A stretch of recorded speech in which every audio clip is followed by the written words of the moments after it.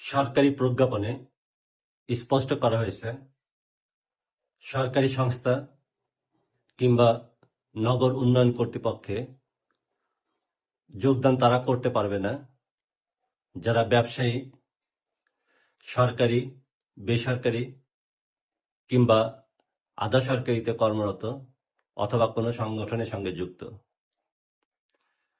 তারপরেও দেশে প্রায় 11টি সরকারি সংস্থা এবং 8টি নগর উন্নয়ন কর্তৃপক্ষে চুক্তিভিত্তিক নিয়োগে রাজনৈতিক অর্থাৎ বিএনপি দলীয় পদধারীরা তারা নিয়োগ পেয়েছে। প্রজ্ঞাপনের সুস্পষ্ট লঙ্ঘন।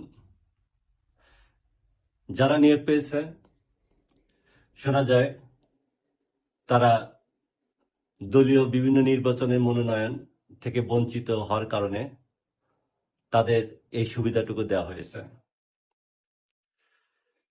এইসব নিয়োগে দলীয়করণ করা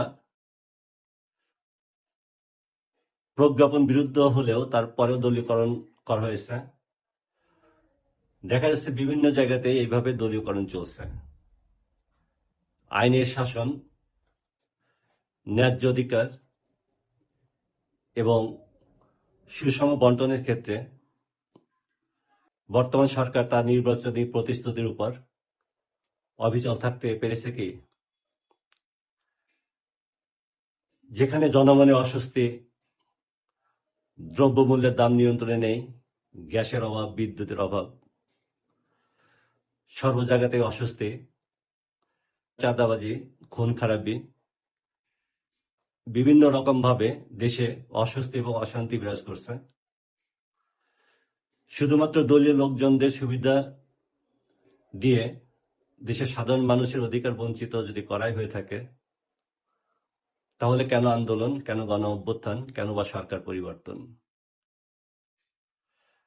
বাংলাদেশের মানুষ স্বস্তি চায় এবং